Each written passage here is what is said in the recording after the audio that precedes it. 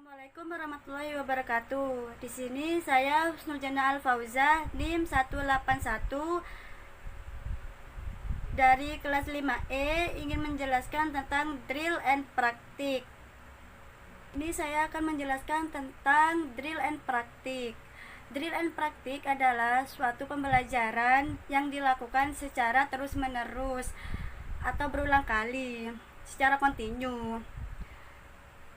Dengan pelaksanaannya, siswa terlebih dahulu dibekali oleh pengetahuan teori. Kemudian tetap dibimbing oleh guru. Siswa diminta mempraktekannya agar menjadi mahir dan terampil. Metode pembelajaran drill and praktik ini ialah yang pertama, satu, memiliki keterampilan motorik atau gerak. Yang kedua, mengembangkan kecakapan intelektual. Yang ketiga itu memiliki kemampuan menghubungkan sesuatu dengan hal lain.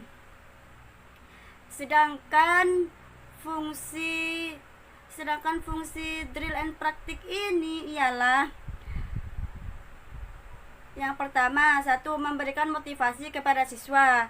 Yang kedua itu menambah atau memperkaya pembelajaran tradisional. Dan yang terakhir, keterampilan untuk kehidupan. Assalamualaikum warahmatullahi wabarakatuh. Perkenalkan, nama saya Lisania Maulidatul Hasanah, NIM 180. Jadi di sini saya akan menjelaskan tentang hal-hal yang harus diperhatikan dalam penerapan drill and praktik. Yang pertama, memilih latihan yang tepat. Nah, di sini tuh guru harus memilih sebuah latihan yang dapat diterapkan dalam kehidupan sehari-hari oleh siswanya itu sendiri. Yang kedua, mengajarkan ketepatan. Jadi di sini tuh guru harus memperhatikan kecepatan dan ketepatan waktu serta respon siswanya itu sendiri. Yang ketiga, mengelola waktu. Nah, di sini itu guru harus memilih latihan dengan waktu yang singkat dan dilakukan dengan lebih sering serta menyenangkan. Yang keempat, memperhatikan perbedaan individual siswanya. Jadi di sini itu guru itu harus mengerti kemampuan tiap siswanya itu bagaimana, sehingga kebutuhan siswanya itu terpenuhi dan pembelajaran juga akan tersampaikan dengan baik. Seperti itu. Assalamualaikum warahmatullahi wabarakatuh. Perkenalkan, nama saya Siti Kutibah Magfirah, NIM 174. Di sini saya akan menjelaskan langkah-langkah drill and praktik. Yang pertama itu konsep. Konsep ini kita memperkenalkan konsep yang akan dilatihkan kepada siswa. Yang kedua, kompleks. Memulai latihan yang sederhana sampai kepada yang kompleks untuk menarik minat peserta didik. Yang ketiga, kompetensi, yaitu melakukan dengan cara kompetensi untuk membuat latihan dan praktik lebih menarik.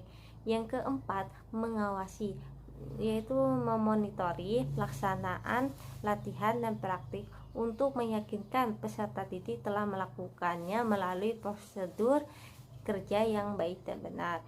Yang kelima ini mengulang, memberikan kesempatan kepada peserta didik untuk melakukan secara berulang jika terjadi kekeliruan pelaksanaannya.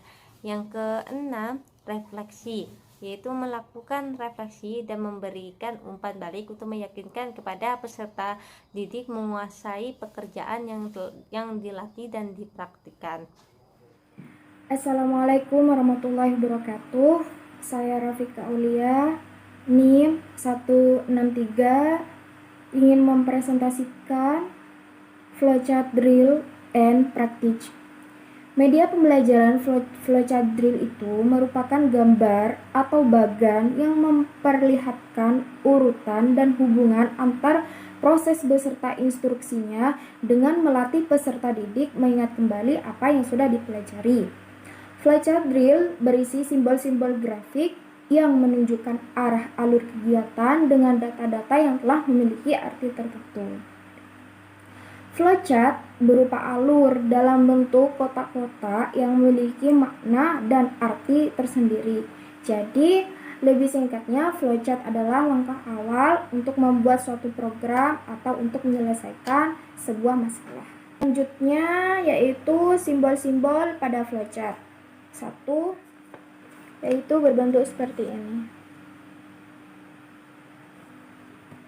Itu namanya itu terminator. Berbentuk persegi panjang yang ujungnya itu tumpul atau lonjong, yaitu berfungsi sebagai akhiran atau awalan sebuah flowchart. Yang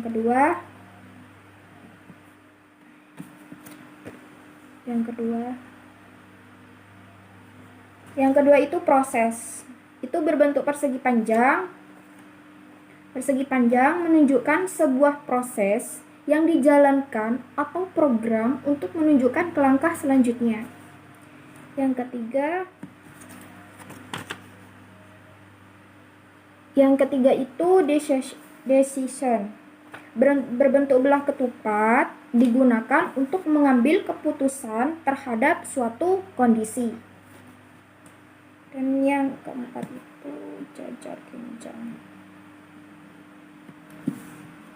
Dan yang keempat itu data atau output, berbentuk jar-jar gencang, menyalakan data tertentu yang terkait pada suatu flowchart.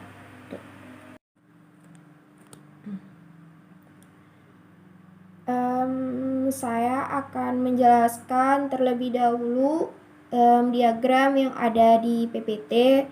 Di antaranya itu introductory second, itu bagian pengantar. Select item itu pilih item.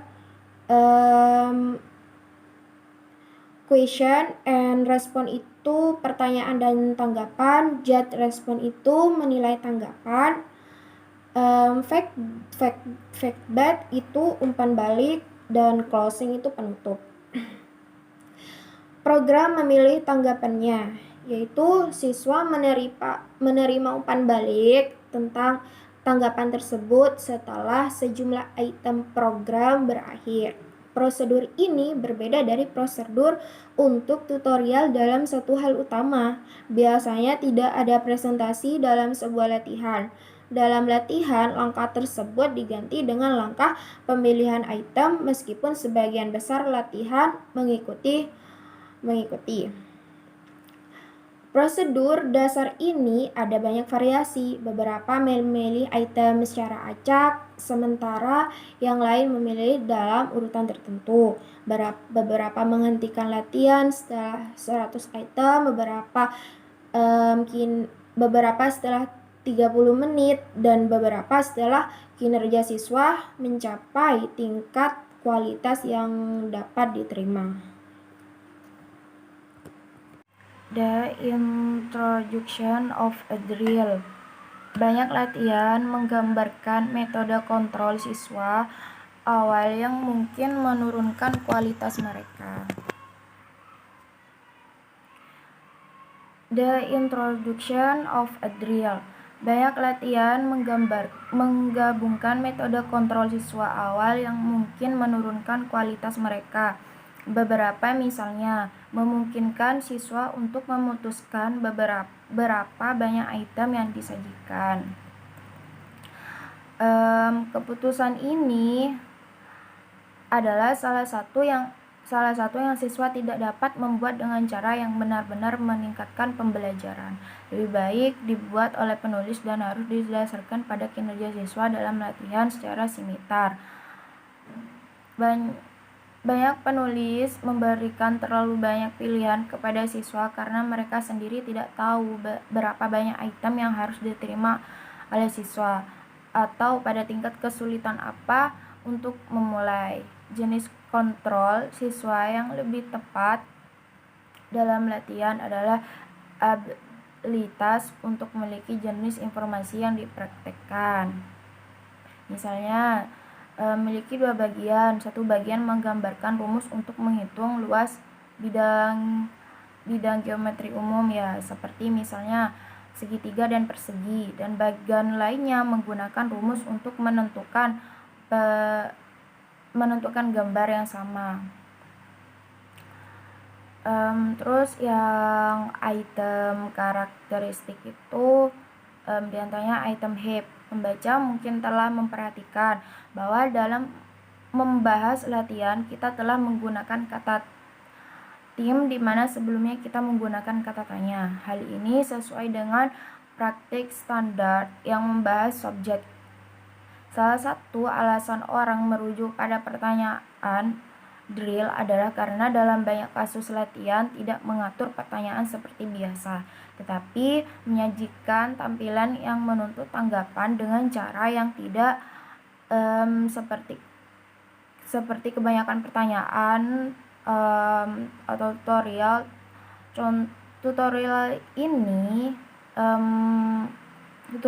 dari ini itu pasangan A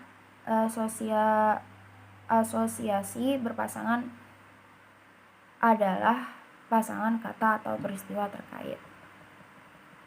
Terus yang graphic in drill item itu grafik dapat meningkatkan latihan secara signifikan ketika digunakan seperti yang dijelaskan dalam bab 2 itu. Grafik dapat digunakan sebagai konten untuk item seperti balon pada garis bilangan di desimal drat sebagai prop untuk item seperti kemampuan periodik untuk latihan pada simbol elemen dan sebagai leadback seperti balon pingpong di panah desimal. Grafik juga dapat digunakan sebagai motivator untuk membuat latihan lebih menyenangkan. Latihan kurang menarik dibandingkan dengan metode instruksional lainnya dan dapat dengan cepat menjadi membosankan. Lebih jauh lagi, jika seorang siswa tidak berprestasi baik dalam latihan, itu bisa menjadi frustasi. Grafik merupakan salah satu cara untuk meningkatkan motivasi, itu salah satunya. Terus item deflucari.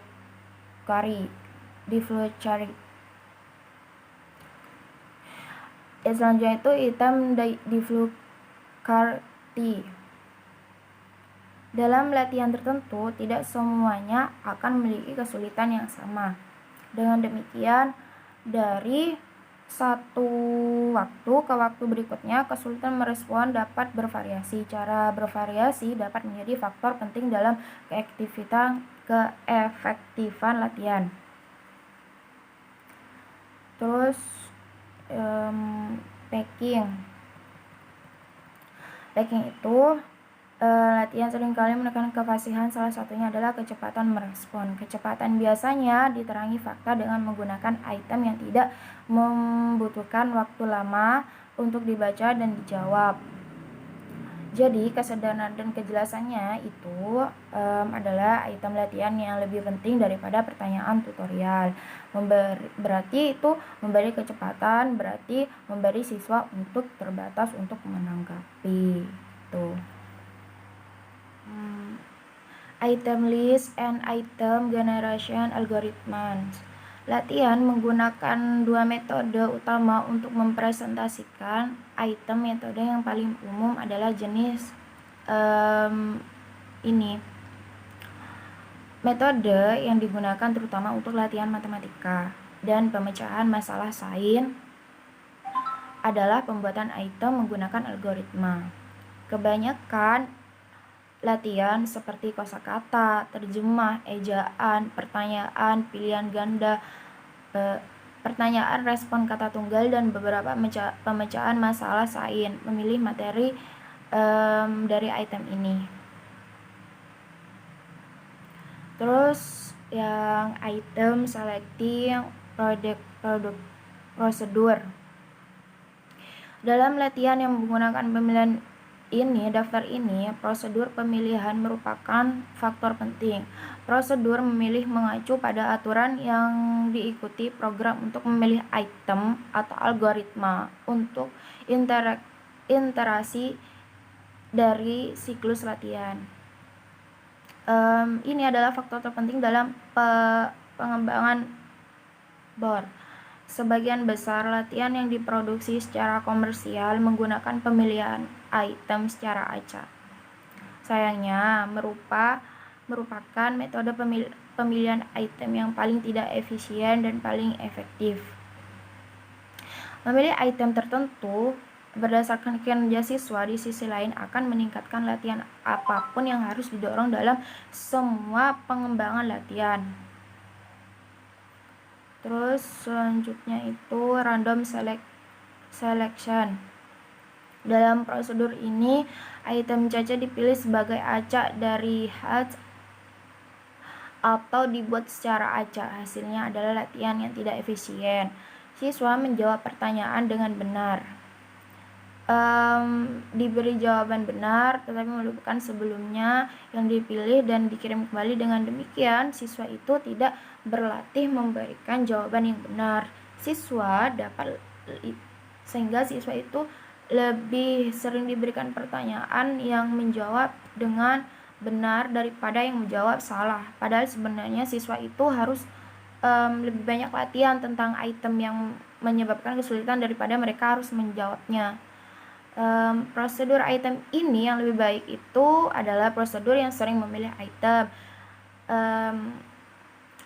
ketika dijawab dengan tidak benar dan jarang ketika mereka menjawab dengan benar. Selanjutnya itu organized queuing.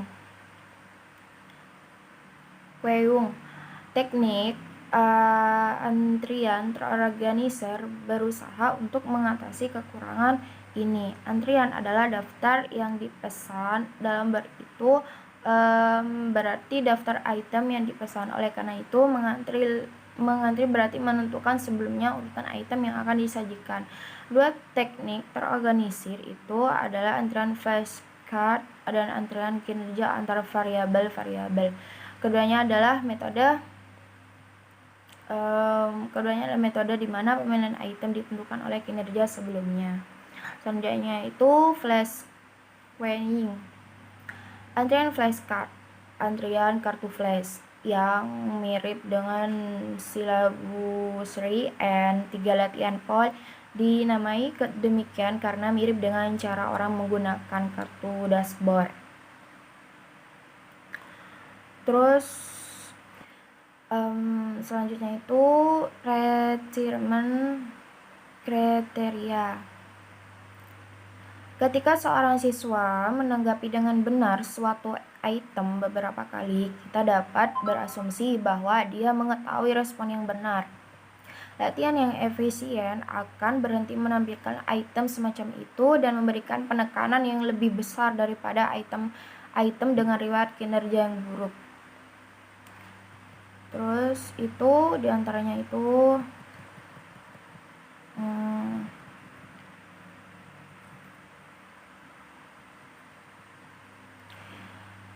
switch of queuing parameters. Itu penelitian yang tidak menandai telah dilakukan pada teknik antrian untuk memberitahu para penandatangan tentang jumlah yang benar dari penyisipan, posisi mereka, dan lainnya. Item dan penugasan yang diperlukan itu harus menentukan parameter jumlah yang wajar. Mereka cenderung bervariasi berdasarkan kesulitan item, jenis item, jumlah errors untuk konten tertentu dan siswa melalui uji coba. Selanjutnya itu termination. Itu berarti itu keputusan untuk mengakhiri latihan seperti halnya tutorial. Kami melakukan termination ini sementara di mana siswa harus berhenti tetapi bermaksud untuk kembali belajar lagi nanti, dan penghentian permanen di mana siswa telah menyelesaikan latihan dan akan melanjutkan ke pelajaran yang lainnya. Selanjutnya itu temporary termination. Penghentian sementara, siswa harus dapat menghentikan sesi latihan sementara kapan saja. Prosedur sederhana harus selalu tersedia bagi siswa untuk melakukan ini, seperti mengeklik tombol keluar yang sensitif terhadap mouse. Metodenya itu harus dilakukan dengan baik sehingga bila diperlukan siswa akan tahu persis apa yang harus dilakukan. Terus selanjutnya itu Permanent termination itu penghentian latihan secara permanen harus didasarkan pada kinerja siswa. Hal ini dapat ditunjukkan melalui pesan kepada siswa bahwa dia telah menguasai semua item dan sekarang memiliki opsi untuk menghentikan latihan secara permanen, atau ketika siswa telah menguasai semua item. Program dapat dihentikan secara permanen dengan pesan tanpa pemilihan bagian siswa untuk melanjutkan. Salah satunya itu metode mungkin sesuai lebih penting adalah kriteria yang mendefinisikan penghentian permanen ini.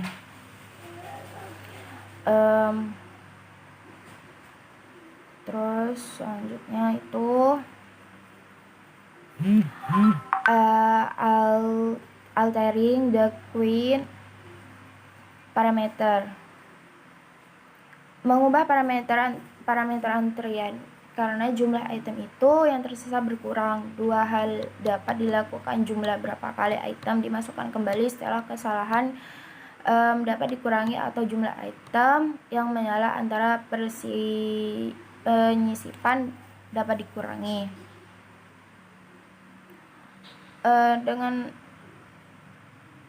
Terus udahnya itu premature termination itu penghentian dini. Pengakhiran dini itu berarti bahwa ketika semua kecuali sejumlah item sudah pensiun itu baru dihentikan, meskipun masih ada beberapa item yang belum pensiun. Misalnya kita mungkin menghentikan bor bila ada 5 item, biarkan tidak dipensiunkan. Ini lebih sederhana daripada teknik kebangkitan, tetapi tampaknya menimbulkan masalah lain, yaitu beberapa item itu tidak dikuasai dan siswa itu tidak akan menerima latihan lebih lanjut dengannya. Ini tidak perlu menjadi masalah. Terus selanjutnya itu feedback. Sebagian besar faktor umpan balik terkait dalam tutorial ini juga berlaku untuk latihan. Faktor tambahan yang lebih penting dalam latihan daripada tutorial adalah umpan balik ketika kesalahan diskriminasi. Kesalahan diskriminasi itu adalah kesalahan yang disebabkan oleh perpaduan antara hal-hal yang serupa. Terus udahnya itu biasanya itu tidak penting jika di akhir tutorial seorang siswa itu tidak dapat menjawab setiap pertanyaan dengan benar. Dalam latihan kita biasanya tertarik pada siswa untuk menjawab semua soal dengan benar dan terkadang juga dengan cepat. Terus udahnya itu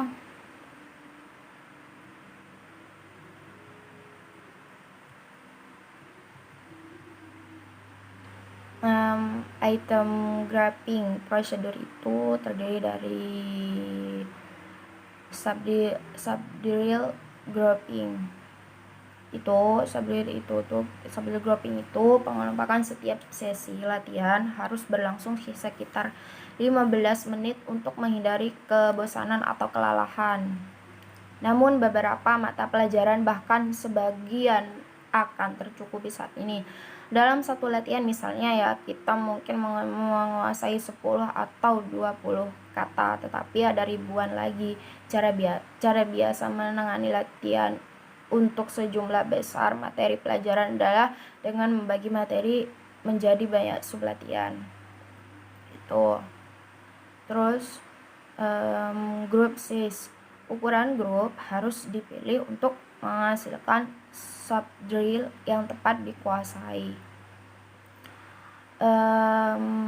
Ini biasanya memungkinkan 10 hingga 20 item tergantung pada tingkat kesulitan item lamanya nada yang diperlukan untuk menanggapi item, dan kemungkinan kesalahan diskriminasi untuk latihan bahasa tentang arti kata atau terjemah, di mana kesalahan diskriminasi itu mungkin terjadi dan tanggapan didasarkan terutama pada memori. Sekitar 20 item adalah aturan yang baik dari latihan bahasa tentang bahasa atau tanda baca, di mana tanggapan itu didasarkan pada aturan atau kombinasi aturan atau latihan pemecahan masalah dalam sains atau matematika yang membutuhkan lebih banyak membaca dan berpikir membutuhkan lebih sedikit item. Secara umum juga usahakan untuk menyelesaikan latihan yang membutuhkan waktu sekitar 15 menit. Selanjutnya itu assign item to group. Ada dua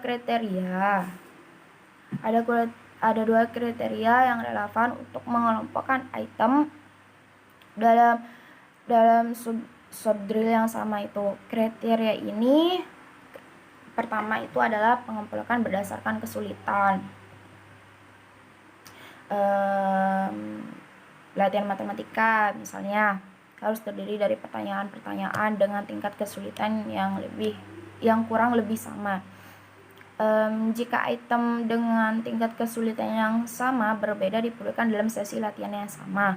Latihan harus diperkenalkan dengan item yang sulit setelah siswa menguasai item yang lebih mudah. Terus adanya itu group selection. Itu setelah mengelompokkan item ke dalam subdrill, kami biasanya hanya menggunakan satu subdrill dalam satu sesi drill. Dalam ini latihan mungkin memilih item dari kelompok yang berbeda dalam satu sesi.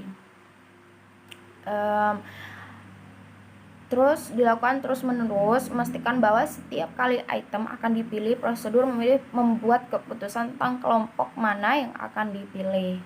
Tuh. Terus udahnya itu review of item.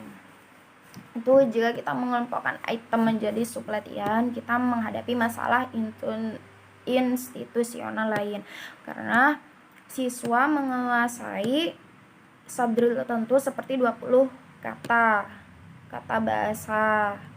Itu tidak boleh berasumsi bahwa siswa akan menjadi anggota selamanya. Artinya, tanpa latihan kita dapat yakin bahwa siswa akan melupakan mereka. Peninjauan berkala diperlukan untuk retensi. Terus salah satu cara untuk melakukannya adalah mengumpulkan data dengan permanen pada semua item yang menunjuk betapa sulitnya bagi siswa untuk menguasai. Terus selanjutnya itu the Endels Continued Technique. Metode ini berawal langsung dengan pengelompokan item menjadi sublatihan. Ini terkait dalam latihan keadaan progresif yang udah dijelaskan, tetapi berbeda dalam operasi. Prosedur memperlakukan pokok itu sebagai suatu daftar panjang dan teratur. Namun setiap kali item sudah tidak berlaku, itu segera diganti dengan item-item baru berikutnya pada daftar berkelanjutan. Siswa itu secara bertahap menguasai dan menghentikan item dari awal daftar dan berakhir ke item yang lebih jauh dari daftar. Dengan itu menggunakan teknik jumlah yang aktif pada item itu selalu sama. Terus bedanya itu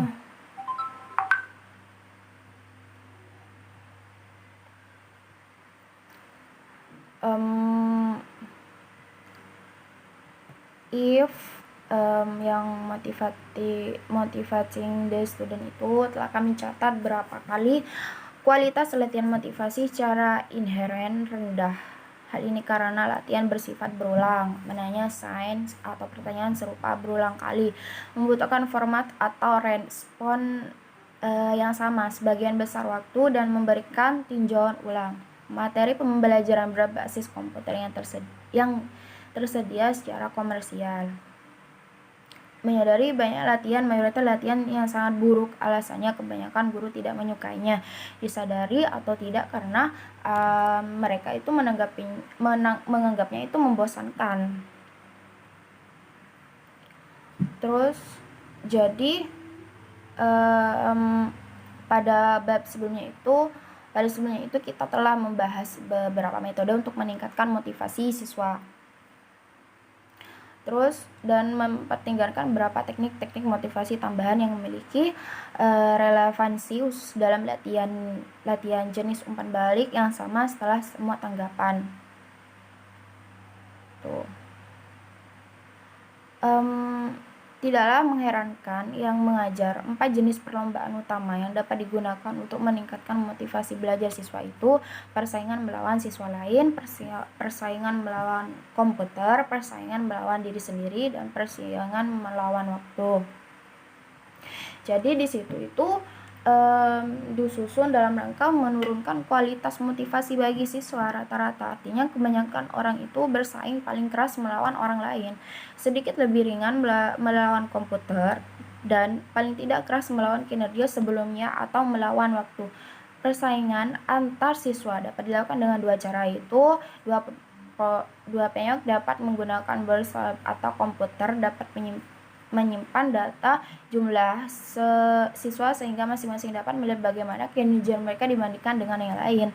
Kadang-kadang ya dilakukan dengan menunjukkan daftar urutan peningkat siswa yang berprestasi. Masalah dengan persaingan antara siswa itu sementara itu tidak berfungsi sebagai powers. Selanjutnya itu data structure. Penyimpanan data dalam program komputer itu adalah topik yang lebih maju. Maksud di sini itu adalah menunjukkan tujuan penyimpanan data selama latihan untuk menjelaskan berbagai jenis data yang harus disimpan untuk setiap tujuan. Data dapat disimpan itu secara sementara, artinya dalam memori, atau secara permanen pada disk komputer itu, atau Merlia mengetik lainnya. Ketika kami mengatakan permanen, yang kami maksud ini tidak selamanya.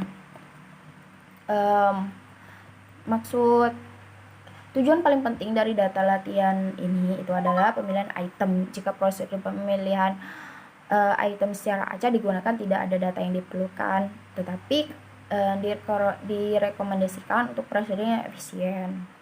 Tuh. Untuk jenis pemilihan item ini, penulis harus menyimpan data yang menentukan antrian di mana saja dan kapan saja gitu. Terus data mereka itu hanya perlu disimpan sementara atau harus disimpan pada memori, bukan di disk, karena mereka terus berubah dan diakses dengan cepat setiap saat satu item selesai dan baru dipilih. Jenis prosedur yang kami ajarkan digunakan ini, data untuk menggantikan item akan melekat dalam data yang disimpan untuk antrian mendatang. Terus untuk tujuan itu, data yang sama yang digunakan untuk menghentikan dan penggantian item mungkin cukup. Warahmatullahi wabarakatuh. Saya Alfiatul Uluwiyah, NIM 188, ingin menjelaskan tentang penerapan drill and praktik di sekolah dasar, yaitu melalui software yang berupa soal-soal ataupun latihan dalam bentuk PowerPoint maupun hyperlink. Jadi di sini guru itu memberi soal-soal ataupun latihan dalam bentuk PowerPoint lalu dikerjakan oleh siswa. Melalui kegiatan ini, guru dapat melatih siswa secara terus-menerus sampai mencapai ketuntasan belajarnya. Latihan yang dimaksudkan ini untuk melatih keterampilan siswa dalam menggunakan komputer. Tahap penyajian model drill and praktik. Penyajian masalah-masalah dalam bentuk latihan atau soal pada tingkat tertentu. Dari kemampuan atau performa siswa-siswa mengerjakan soal-soal latihan. Siswa mengerjakan soal-soal latihan. Program menentukan keterampilan, mengevaluasi, kemudian memberikan umpan balik. Jika jawaban siswa itu benar, maka guru menyajikan materi selanjutnya, dan jika siswa itu salah, program menyediakan fasilitas untuk mengulang-ulang latihan ataupun remedial yang dapat diberikan secara parsial. Baik, di sini saya akan menjelaskan kelebihan dari drill and practice. Yang pertama yaitu bahan yang diberikan secara teratur. Nah, bahan yang diberikan secara teratur ini tidak loncat-loncat dan step by step akan lebih melekat pada diri anak dan benar-benar menjadi miliknya. Yang kedua, adanya pengawasan kepada murid. Dengan adanya pengawasan, bimbingan, dan koreksi yang segera diberikan oleh guru memungkinkan murid untuk segera melakukan perbaikan terhadap kesalahan-kesalahannya. Dengan demikian juga itu akan menghemat waktu belajarnya. Yang ketiga yaitu pengetahuan dan keterampilan siswa dapat diterapkan pada lingkungan masyarakat, di mana pengetahuan dan keterampilan yang sudah siap terbentuk sewaktu-waktu dapat dipergunakan dalam keperluan sehari-hari, baik itu keperluan studi maupun untuk bekal hidup di masyarakat kelak nanti. Yang keempat ini yaitu memberi kesempatan kepada siswa untuk lebih memperdalam kemampuan secara spesifik. Metode ini difokuskan kepada satu komponen yang spesifik sehingga siswa dapat konsentrasi pada suatu kemampuan dalam waktu singkat. Yang terakhir yaitu menambah kesiapan siswa dan meningkatkan kemampuan respon yang cepat. Menambah kesiapan siswa dan meningkatkan kemampuan respon yang cepat ini misalnya beberapa ejaan kata dapat dieja tanpa harus berulang kali membuka kamus, seperti itu. Baiklah, di sini saya akan menjelaskan tentang kekurangan drill and practice. Yang pertama, menghambat bakat dan inisiatif peserta didik. Nah, di sini itu siswa itu lebih ditekankan untuk menyesuaikan dengan latihan dan praktek yang telah diberikan atau yang telah dikonsep oleh guru. Yang kedua, menghambat kreativitas siswa. Jadi di sini itu pola pikir siswanya itu menjadi statis atau melemahkan kreativitas siswanya sendiri. Yang ketiga, mengulang pembelajaran menjadi hal yang monoton. Jadi kan mengulang pembelajaran. Nah, itu tuh membuat siswanya tuh menjadi merasa bosan serta jenuh. Yang keempat, banyak menghafal. Nah, karena banyak menghafal, karena di sini menghafal langkah-langkah teori untuk melakukan praktek. Jadi di sini itu siswa ditekankan untuk menghafal langkah-langkah seperti itu.